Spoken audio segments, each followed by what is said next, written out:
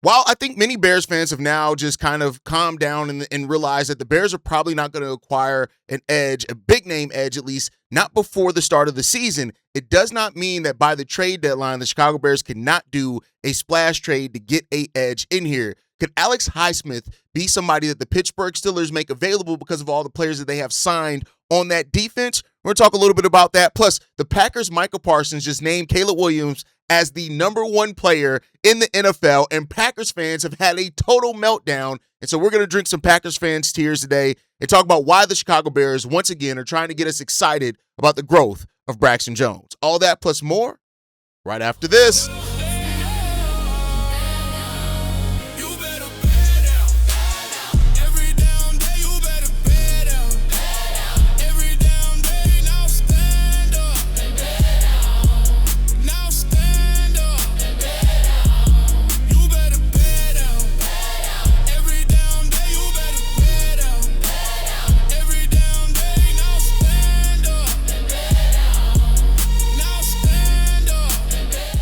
What's going on, Bears fans? Welcome to another episode of Chicago Bears Central, your number one spot for everything Chicago Bears related. I'm the host here, Haize, but more importantly, you guys can follow the channel at Chi Bears Central on every social media platform we happen to be on. With that said, let's go ahead and get into this content for today. Oh, before we get into the content, make sure you guys hit that subscribe button. A lot of y'all are freeloading. I don't mean that seriously, but we're trying to get to 30,000 subscribers by the start of the 2026 season. We can only get that done with you guys. About almost 45% of you guys are not subscribed to the channel that also watch the channel every single day. So you're here every day anyway, hit that subscribe button. I know we post every day, so some people think they're subscribed because we're in their algorithm. Just double check that. Hit that subscribe button. Help us get to our goal of 30,000 subscribers by the start of the season. With that said, let's go ahead and jump into it, man. So with the Pittsburgh Steelers and what they've done in making a big time, extension and stuff like that, it has put them a look on,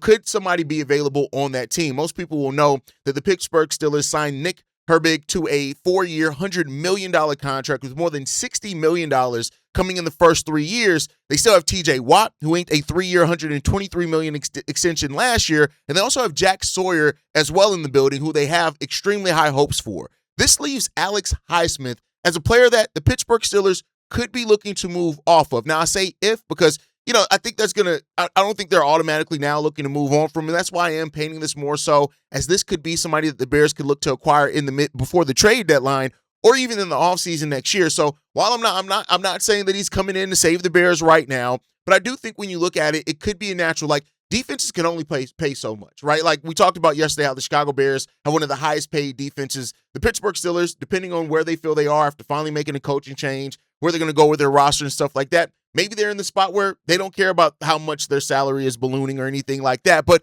if they are, right, and if they are put in a position where because of the natural salaries that they do have on that team, that they could look to move off of some of those players, Highsmith is a $20 million cap hit this season. He still has 2 more years left on his deal after this season as well. And so, 1 more year left on his deal after the season. He has 2 more years left overall. He's 29 years old. I do think Alex Highsmith could be a potential player that the Bulls could target. He's 6'4", 242 pounds. He had 9.5 sacks last year. And this should be a situation that the Chicago Bears continue to monitor because if the Pittsburgh Steelers do disappoint next season or anything like that, and let's say they do look at their salary and they have players in the wings that they want to develop, the Bears could provide some salary cap relief to get that done. Now, how the machinations for the Bears to get that done would almost have to include Diode and Yingbo, but because they can come off the contract with little to no guaranteed money or a cap hit for them next season, maybe that'd be something. Even if they did want to, Highsmith's contract next year does have $5 million would convert to dead cap, even less of that for Diode and Yingbo. So it's something that could work. I'm not saying that it's the perfect or the Pittsburgh Steelers may not even look to move off from Highsmith, but I think when you look at a guy that can come in, up the floor, up the ceiling as well for the Chicago Bears, this is somebody that had 9.5 sacks last year. He's only had 1 season of less than 6 sacks in his the total of his NFL career so far, which has spanned 6 seasons. And that was in his rookie year where he only had 2 sacks, but he played 16 games. He's also a very durable guy. He did miss 4 games last year, 6 games the year before that. Other than that, he's played 16, 17 games out there. He's only had 2 seasons where he's missed more than 1 game. So, take that for what you will. I think that he's, and of course, because it's coming later, recently where he's missing more games, there's definitely a concern that maybe the health aspect of it isn't going to play into it. But I think the Bears would be, remiss if they did not at least acquire about him at the trade deadline and monitor the situation that comes in, right? So with the Pittsburgh Steelers contracts and everything that they have there, I think that room is starting to become very kind of crowded potentially with talent for the Pittsburgh Steelers, and Chicago could come in and get a player that they need that can provide some. Yes, he lines up as linebacker because of a different scheme that they run in Pittsburgh, but this is a guy that can play edge, and I think he can come in there. You look at what he's done in 90 career games. He has 337 total tackles, 64 tackles for a loss, 91 QB hits, 10 forced fumbles, 45 sacks as well. So this is a guy that he had 9.5 sacks with missing 4 games last year. So, this is it would bring some much needed juice. Now, the thing of it, the Bears seem very committed to seeing the type of step up or leap that Austin Booker makes this year. So, that's a part that plays into this as well. I don't know, if Austin Booker has the type of leap that we see and he's on a rookie scale contract, as much as some Bears fans may be, upset to hear this, I don't think the Bears are going to look to make a big-time acquisition at that edge position, right? I just don't think they end up doing that. But you have a guy that can generate tons of pressure as well. Like the pressures that he generates, 44 pressures. Over the last 4 years, he's had at least 44 pressures in each of those seasons. So he has a consistent ability to get to the backfield, a consistent ability to get sacks, a consistent ability to tackle and force fumbles as well. So I think that this is a potential, like, really good thing to monitor. Now, I don't want to present it as something that's like that's going to happen for sure or anything like that. Like I said, for all I know, the Chicago Bears, the Pittsburgh Steelers could be very apt at paying their total defense to keep that thing together. But I think things in regards to that, it would definitely bring some solid play for the Chicago Bears and something that they need, right? Yes, we're hoping that Diode Yingbo's better in his second year. You're hoping Shamar Turner can bounce back from injury, those type of things. You're hoping that Grady Jarrett has a much better year and a more healthy year this season, where he has one of those veteran seasons where the second year for a new team is one of his best ones. So those situations can improve for the Chicago Bears. But Highsmith would make a lot of sense. 29 years old, 2 years left on his deal. The compensation that you would need for that would get very interesting in regards to it. There is some talk that if he is made available, you can get him for a 4th-round pick or even a 3rd, which could be worth it for Chicago depending on how they're looking at some things. So it really comes down to that. But I do think this is something to monitor. Watch out how it happens. Watch the conversation around Alex Highsmith for the season leading into the trade deadline, because if for some reason the Bears pass rush is not where they want it to be and they need some more juice in midseason and they feel like it's going to help them potentially on a playoff run and we're still trying to repeat as NFC North champions, those are all things that could paint a world in which it can make some sense for the Chicago Bears. Again, not trying to say it's for sure. They were number 1 in the AFC North last year. You, of course, have Aaron Rodgers going into his last season, so you're going to see what that looks like for this team. But overall, like I said, just something to watch, something to monitor, because if it does get interesting there, the Bears should be one of the first teams calling to see if they can make a deal and make that happen. So we'll see what's going to happen there. Let me know what you guys think. Alex Highsmith, do you think he could realistically become available? Do you think the Pittsburgh Steelers could look to move off of him because of everything we laid out there? And then secondly, do you think the Bears should make that call, whether it's at midseason or heading into next season where he would be 1 year left on his deal and the Bears could try to work out an extension as part of the trade? Let me know what you guys think on that down below. With that said, let's talk about a player that's on the roster that it seems like almost every year we hear new and renewed hope for Braxton Jones. And as you guys have known, I have always said that Braxton Jones isn't as bad as what some people make him out to be, and he's definitely not as good as what some people make him out to be. There are Braxton Jones truthers in the Chicago Bears fan base that anytime you talk some negative about Braxton Jones, they're almost like, well, the PFF grade is this. And this is why, even though I do go to PFF stats and grades, I always like to frame them in the correct light. They aren't the end-all be-all, right? Like, yeah, Braxton Jones ranks towards some of the highest parts of left tackles, but that's because there's not a lot of great left tackles in football right now. But with that said, Ben Johnson has talked about Braxton Jones and what he kind of expects, what Braxton Jones has showed this year. Also, Jonah Jackson, we have a quote from him in regards to Braxton Jones and how much stronger he looks. So let's first go to the quote from Ben Johnson. Ben Johnson says this: "We hope to see a healthier person.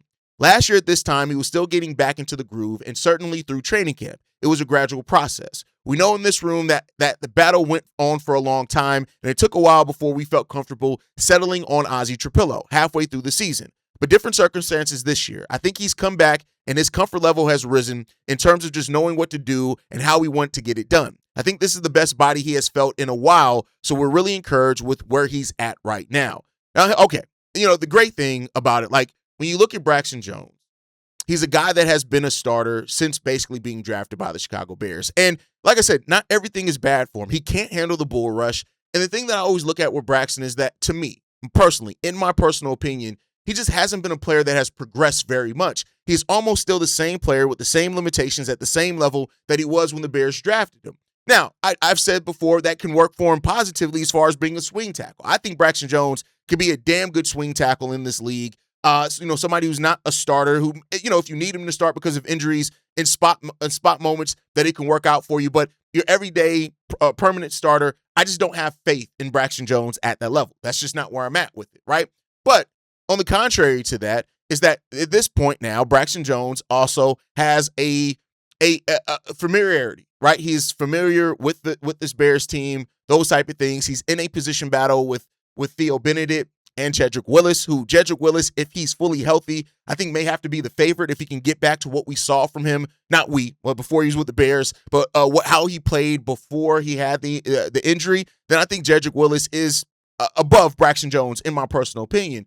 But as we've seen in the NFL, you can't bet on health, right? You don't necessarily know that.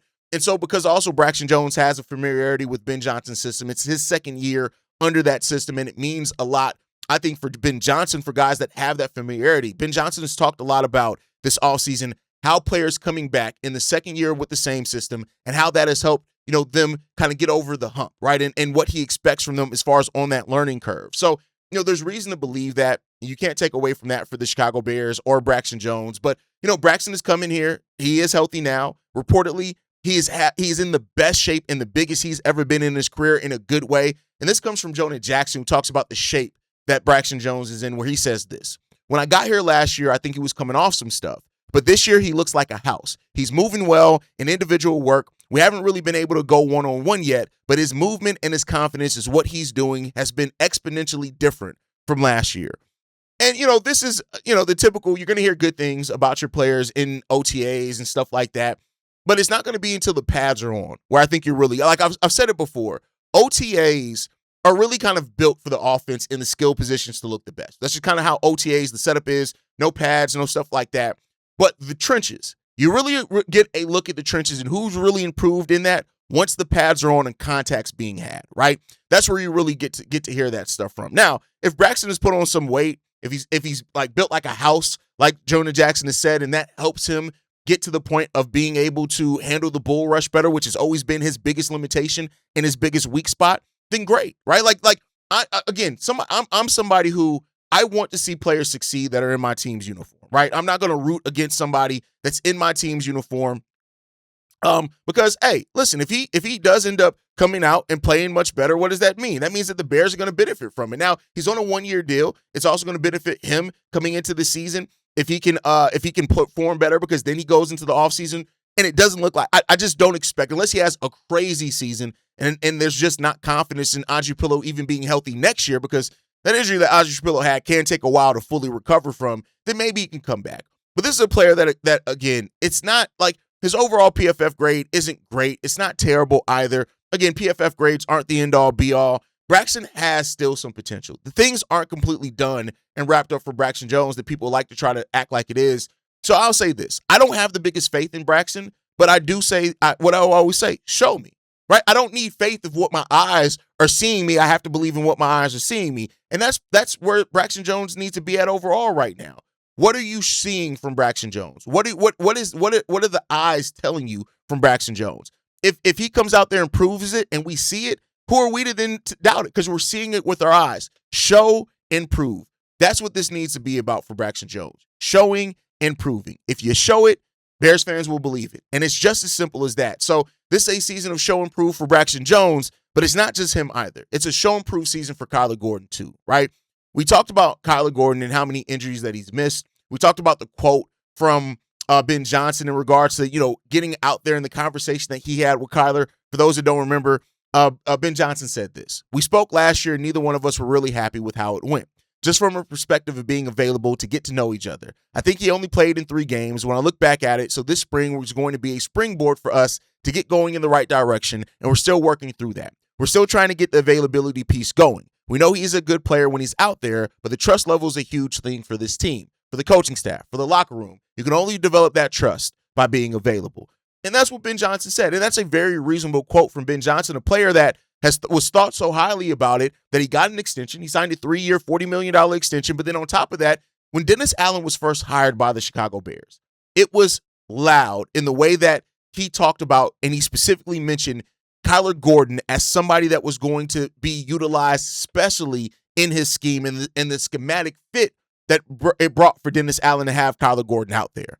And so Kyler's going to have to show and prove. Now, I'm not at the place where somebody like my boy Darius is, where he's like, well, you could trade Kyler Gordon for an edge. I don't think they're going to do that. But I do think Kyler Gordon needs to show, this needs to be a show and prove season for Kyler Gordon as well. There are 2 players, and I won't say they're the only ones, but, Kyler Gordon and Braxton, and, I'd also put Jalen Johnson in that same boat as well. Like, it's a big show and prove season for these guys. Not saying that all these guys have the risk of not being on the team next season, but I think that just for the injury stuff that you brought and for the position's needs, like cornerback is so important to Dennis Allen's system. The left tackle is such an important position to keep your quarterback's blind side safe, right? So those are 2 premium positions that you got to show and prove in. And so I think that those guys are on that show and prove list in a major way.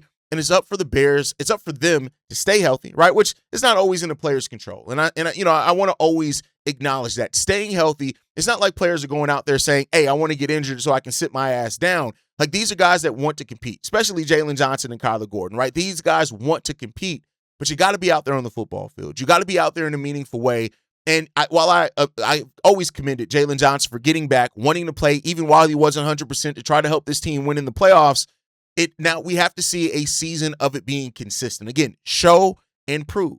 Because there are Bears fans that are starting to have, well, they already had their doubts against Jalen Johnson.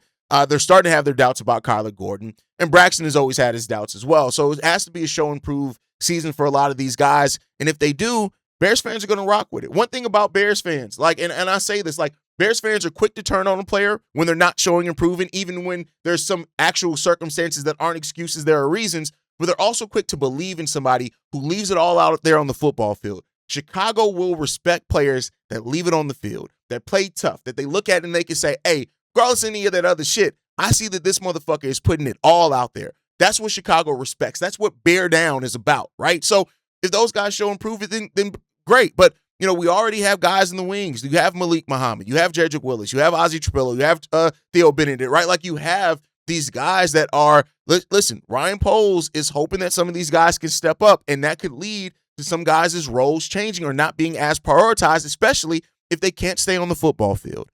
And that's just the reality of it. So we'll see what's going to happen here with the Bears, with these players. I hope and wish the best for them. But now it's time for me to be petty.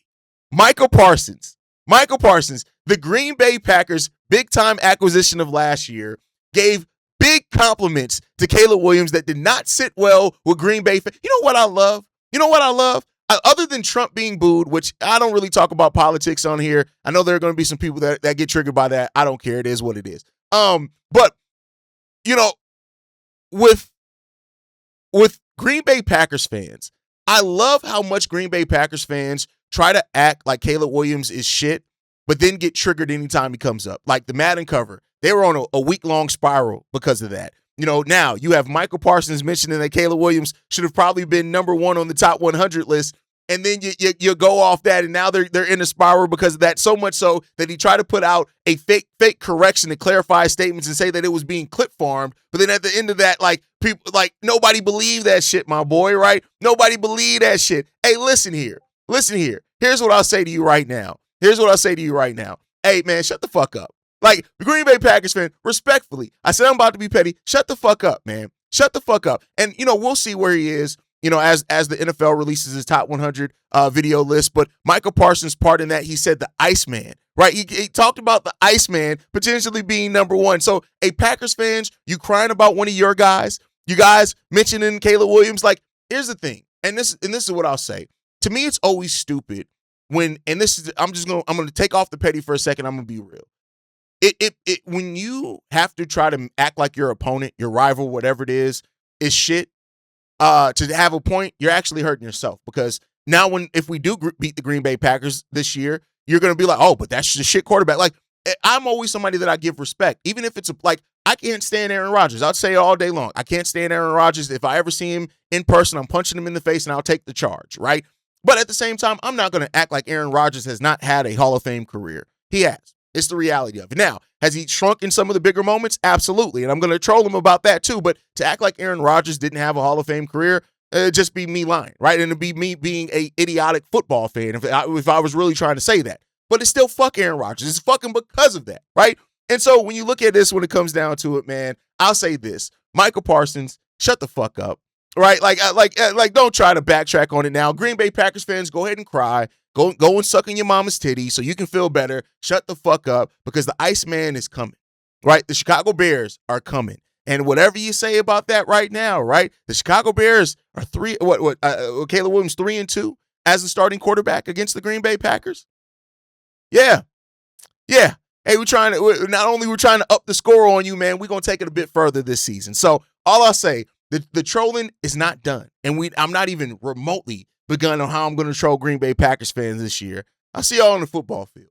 With that said, man, thank you guys for tuning in. I want to hear from you guys, though, down below. How do you feel about the potential of Alex Highsmith and the Bears potentially target him? Braxton Jones coming into the season in the best shape, reportedly, of his career. Do you still have faith in Braxton Jones at all? And then who are some of the players that you need to show and prove this year for the Chicago Bears? Who's on your personal show and prove list? Let me know all that down below. Make sure you guys like the video, subscribe to the channel as well. Hit that notification bell so you never miss an episode or an upload. You can also follow us at Shy Bear Central on every social media platform. You send us any feedback, questions, comments, concerns, ChicagoBearCentral@gmail.com. And lastly, if you want to leave a text message and our voicemail for the mailbag, the number to do so, 773-242-9336. We are the #1 spot for everything Chicago Bears related, but that is thanks to you, lovely and beautiful people. And like I like to end every episode on, Chi-Town up, but Bear down. Love you guys. Peace, y'all. This has been a presentation of the Break Media.